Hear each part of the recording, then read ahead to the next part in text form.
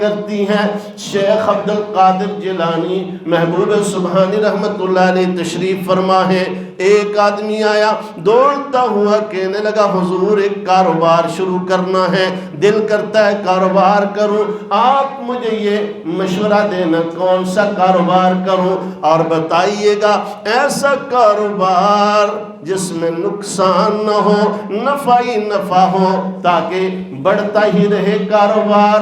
شیخ عبد القادر جیلانی محبوب سبحانی رحمت اللہ علیہ نے اس جوان کو دیکھا، مسکرائے زیر لب اور فرمانے لگے تو نے جو کاروبار پوچھا ہے وہ کاروبار میں تجھے بتاتا ہوں جس میں نفع ہی نفع، کبھی نقصان نہیں ہے۔ کہنے لگا حضرت کون سا وہ کاروبار ہے؟ فرمایا وہ کاروبار ہے لوگوں کو اللہ کی طرف بلانا شروع کر دو، لوگوں کو اللہ کی طرف بلانا شروع کر دو، لوگوں کو خیر کا راستہ بتانا شروع کر دو۔ اللہ فرماتے یا ایوہ الذین آمنو، اے وہ لوگوں جو ایمان لائے ہوں، جو ایمان لائے ہو، اللہ کو مانتے ہو، اللہ کے رسول کو مانتے ہو، حل ادلکم علی تجارہ، فرمایا تمہیں ایسی تجارت نہ بتائیں، ایسا کاروبار نہ بتائیں جس میں تنجیکم من عذاب علیم، فرمایا وہ جو ہمیشہ والا عذاب ہے اس سے بچا لے۔ فرمایا جو اس سے بچ گیا وہ ساری کی ساری زندگی نفع کماتا رہا، وہ خیر کماتا رہا، اس نے کبھی گھاٹے کا سودا نہیں کیا، کبھی اس نے نقصان والا کاروبار نہیں کیا۔ کیوں؟ اس وجہ سے کہ ایسی تجارت اللہ نے خود بتائی، اللہ تجارت تنجیکم من عذاب علیم، تجارت کا لفظ ہے قرآن میں۔ فرمایا ایسی تجارت کون سی؟ تؤمنون باللہ ورسولہ وتجاہدون فی سبیل اللہ، فرمایا اللہ پہ ایمان لاؤ، اللہ کے رسول پہ ایمان لاؤ، پھر اللہ کے راستے میں جد و جہد شروع کر دو، لوگوں کو اللہ کی طرف بلانا شروع کر دو، لوگوں کو خیر کی طرف بلانا شروع کر دو۔ شیخ عبد القادر جیلانی محبوب سبحانی سب کہہ دیجئے رحمت اللہ علیہ، رحمت اللہ علیہ فرمانے لگے ارے جوان یہ کاروبار ایسا ہے اگر تو کرے گا تو اس میں نفع ہی نفع ہے، نقصان کا ڈر نہیں، خسارے کا ڈر نہیں۔ اور فرمایا سنو نا میں تمہیں حدیث سناتا ہوں اپنے نانا کی، میرے نانا نے فرمایا ایک آدمی ایسا ہوگا جس کی بظاہر نیکیاں بہت کم ہوں گی، جب دنیا سے جائے گا دنیا سے جاتے وقت نیکیاں اتنی زیادہ نہیں ہیں، لیکن میدان محشر میں اٹھے گا اس کی نیکیاں اتنی زیادہ ہوں گی، وہ اپنی نیکیاں دیکھ کے کہے گا یا اللہ یہ تو میری نیکیاں نہیں، یہ تو کسی اور کی ہیں۔ اللہ فرمائے گا یہ تیری ہی نیکیاں ہیں۔ فرمایا وہ بندہ حیران ہو کے پوچھے گا یا اللہ یہ اتنی زیادہ نیکیاں میری کس طرح ہو گئی؟ اللہ فرمائیں گے یہ اس طرح ہوئی، تو نے ایسی تجارت کی تھی جس میں نفع ہی نفع تھا، تو لوگوں کو خیر کی طرف بلاتا تھا، تو نے لوگوں کو اچھی باتیں بتائی، اللہ کی طرف بلایا، خیر کی طرف بلایا، دین کے کاموں کی طرف بلایا۔ اب تو بلا کے بھول گیا لیکن لوگوں نے بات یاد رکھی، لوگوں نے عمل کیا۔ فرمایا عمل کرنے کے بعد اور لوگوں کو دعوت دی، جب تک یہ دعوت کا سلسلہ چلتا رہا تو فوت ہو گیا لیکن تیری نیکیوں میں اضافہ ہوتا رہا۔ اب یہ کیسا کاروبار ہے بولیے؟ نفع کا ہے یا نہیں؟ جی نفع کا ہے نا، کہ ایسا کاروبار میں نے صرف ایک بندے کو کہہ دیا سبحان اللہ کہاں کرو نا، یہ اللہ کا بلند نام ہے، اللہ کی پاکی کا کلمہ ہے، اللہ کی پاکی کا جملہ ہے۔ جب تم سبحان اللہ کہتے ہو اللہ بڑا راضی ہوتا ہے اور تمہارے لیے جنت میں ایک درخت لگا دیتا ہے۔ میرے اور آپ کے پیارے نبی صلی اللہ علیہ وسلم نے فرمایا عربی نسل کا گھوڑا 100 سال تک دوڑتا رہے اس درخت کا سایہ ختم نہیں ہوتا جو ایک مرتبہ سبحان اللہ کہنے پہ جنت میں لگتا ہے۔ اب صرف آپ نے کہا سبحان اللہ، میں نے ترغیب دی، جب تک یہ نقشہ آپ کے ذہن میں رہا، میری ترغیب سے آپ کہتے رہے، تب تک مجھے بھی ثواب ملتا رہا۔ کیوں؟ میں ذریعہ بنا ہوں نا نیکی کا۔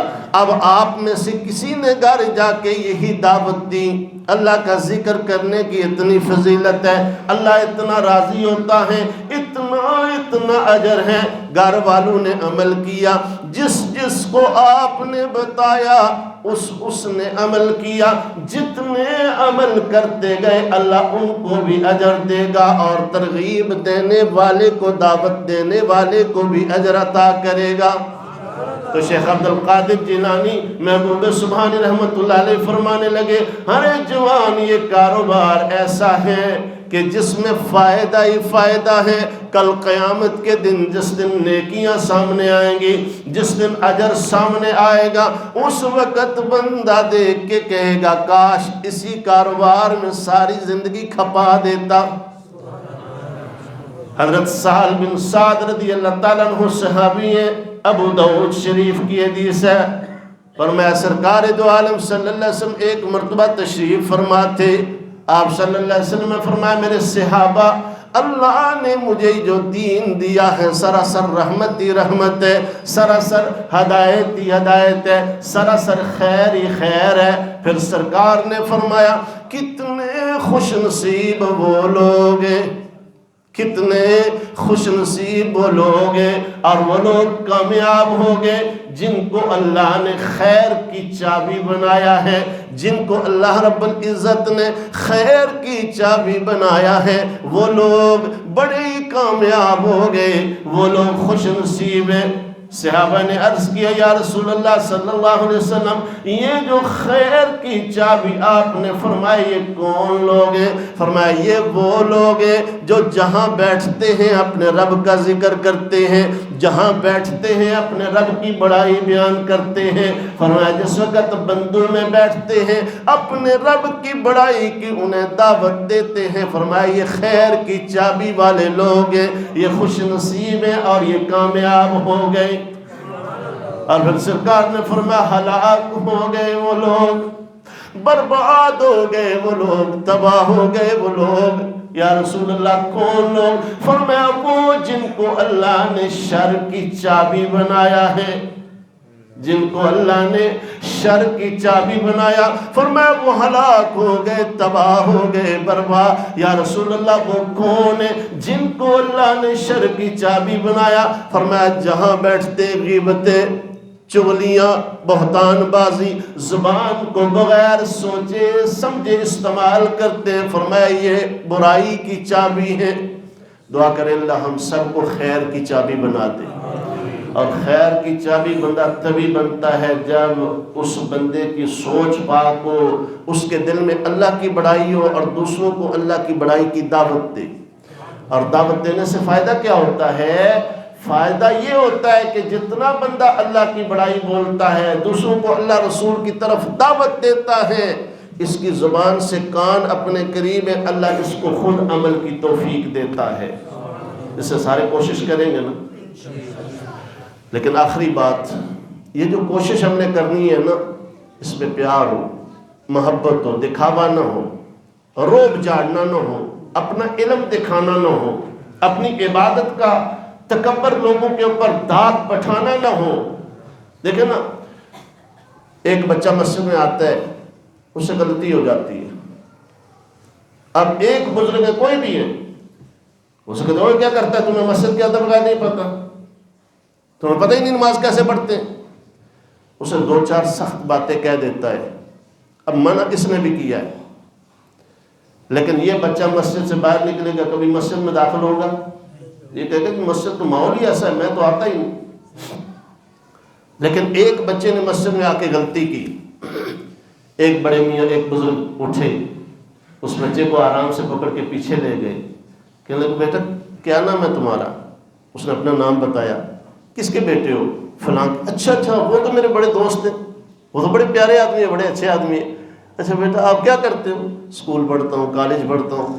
اچھا کون سی کلاس میں ہو؟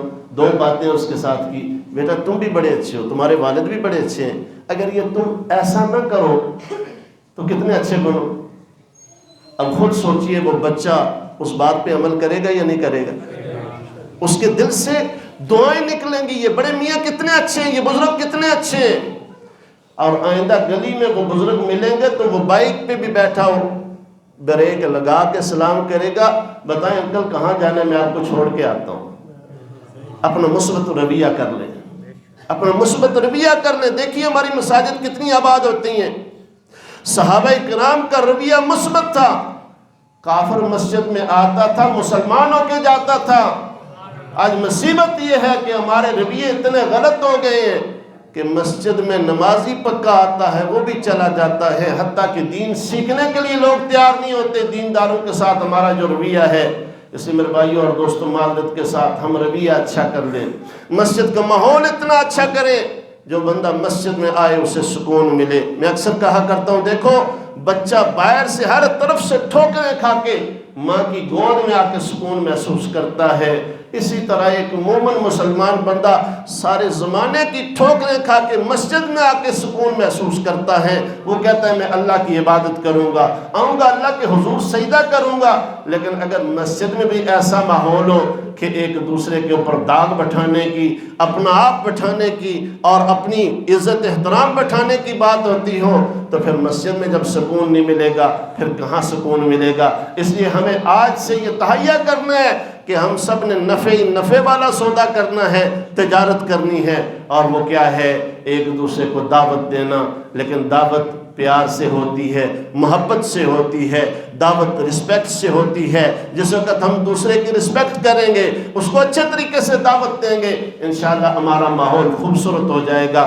پھر دین پہ چلنا بڑا آسان ہو جائے گا. دین پہ چلنا مشکل نہیں ہے. دیکھیں نا، ایک حبشی ہے، کالا ہے، حبشی جا رہا تھا دیہات میں، راستے میں شیشہ ملا، اس نے دیکھا، اس نے پھینک کے توڑ دیا. اس نے کہا اتنا گندا ہے اسی لیے تجھے کسی نے یہاں پھینکا ہوا تھا. حالانکہ شیشہ تو گندا نہیں تھا نا، شیشے نے اس کو اپنا چہرہ دکھایا تھا.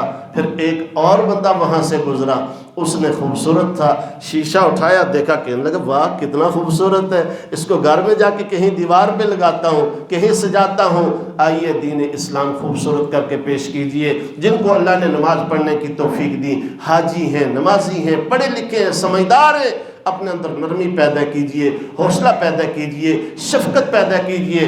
دیکھیے مسجد کا ماحول کتنا خوبصورت ہو جاتا ہے. لوگ کتنے دین کی طرف آتے ہیں، اور لوگ نہیں، بچے دین کی طرف آئیں گے، نوجوان دین کی طرف آئیں گے. اور امت میں جب دین پھیلے گا، اللہ بھی خوش، اللہ کے رسول بھی خوش، دنیا بھی سنور جائے گی، آخرت بھی. اللہ مجھے آپ سب کو ان ٹوٹی پھوٹی باتوں پہ عمل کرنے کی توفیق عطا فرمائے. وما